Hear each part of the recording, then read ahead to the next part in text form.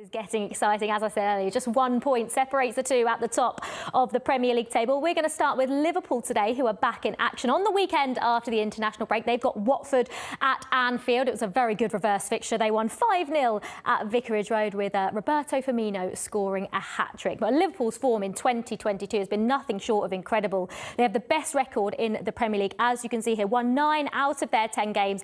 They only dropped 2 points, and that came against Chelsea in the opening game of this calendar year. And of course, they will have both Mo Salah and Sadio Mane back after World Cup qualifying. Senegal beating Egypt again on penalties.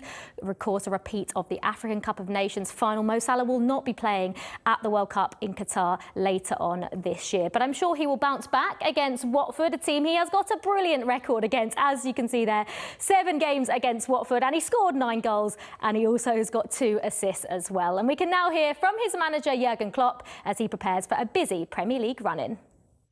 I'm not too interested in being the favourite, to be honest. I don't need other people to think we will win it definitely or stuff like this. I always wanted to be part of a team who can beat the best team in the world. And I think we are able to do that. But for this you have to win a lot of football games until this will be then really decisive in any kind of final. So, long way to go. But the basis is absolutely okay.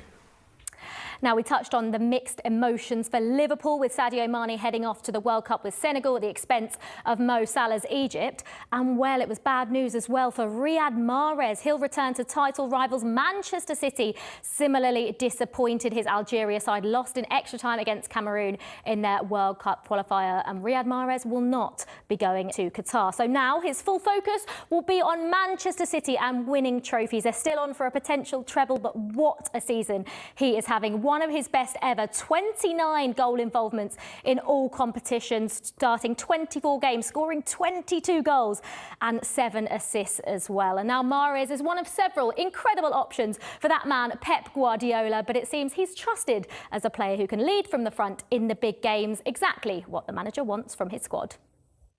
You know, I like the leaders when in the difficult circumstances, in the bad moments on the pitch, during the game, they give me the ball, I want to play. Yeah. Or do something, now I have to win that duel or whatever, and they do it. This is the real leaders. Like in the 75 minutes, 80 minutes, or whatever the minutes, they are in trouble, we are in trouble, sometimes now we have to do this and make a step forward. This is the real ones, And this, as much quality and the much biggest personality we have, you know, we are closer to chase or to grab or to get what we want. And that was Pep Guardiola speaking there. And David, I would like to come to you on this. We've heard from both managers in the title race.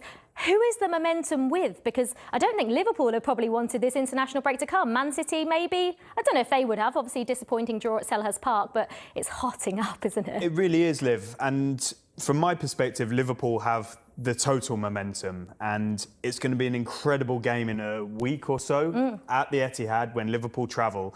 And that, in the view of myself and many I speak to at both of these clubs, may be the title decider, because it will enhance that final bit of momentum until the end of the season. I think in different ways, both teams have quite challenging run-ins, and we've seen in the past that slip-ups happen and you don't quite know how they'll react to the differing pressures. I think Manchester City have never blinked when it's mattered most in the Premier League. So although they're under pressure now, they are still in the lead and they do still have the experience and that man Pep Guardiola and some of their talents. They've just been not putting the ball in the net. It's just been that final finish. They've been doing everything but. At Palace, you know, Kevin De Bruyne hadn't hit the bar, they would have won that match. The difference is that Liverpool are scoring everything. I don't see them going into a match now and not winning. I saw them at the Emirates when Arsenal really got under their skin and still they came through to win. So the momentum, to answer your question, is with Liverpool, but I think the break came at a good time for Manchester City to reset, to recharge, to refocus, and deep down, I wouldn't bet against Manchester City seeing this over the line, but who knows? The opposite's likely to happen now I've said that. It's like goes back to the 2018-19 season, wasn't it, when Man City and Liverpool went at it, and obviously Manchester City went on to win that title. In terms of Liverpool's, I know both of them have got really heavy fixtures, like a fixture list. But when you look at Liverpool's, obviously they've got Watford at Anfield, which on paper is a particularly nice fixture. Then they've got obviously Benfica, haven't they, in the Champions League. Yep. Then they have Manchester City, then Benfica, then Manchester City again in the FA Cup. Are we going to see Sadio Mane and Mo Salah maybe this weekend against Watford? Are we going to see them in every single game, or are they going to be saved for some?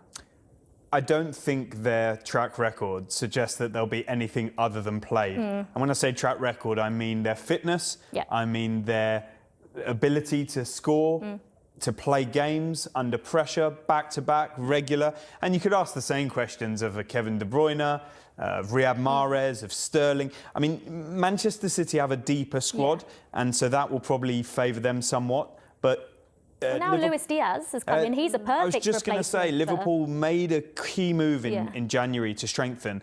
They can still call upon, if fitness permits, the likes of Oxlade-Chamberlain. Jota is fantastic as well.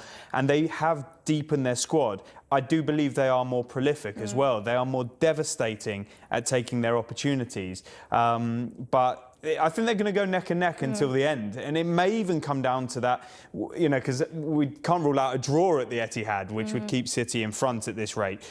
Would it come down to that final weekend of the season? And that is Liverpool, isn't it? Steven Gerrard against Manchester City. Oh, so can you imagine that? Steven Gerrard could be the Liverpool hero once again. Premier League script lines are just poetic. It's amazing. I know. Well, Liv, thank you very much. It's shaping up to be exciting. I think I've worked out that it's just 11 days until that game at the Etihad Stadium between Manchester City and Liverpool. Just a point separating those two teams at the top of the Premier League. It's time for us to take a short break now, though, on Headline Makers.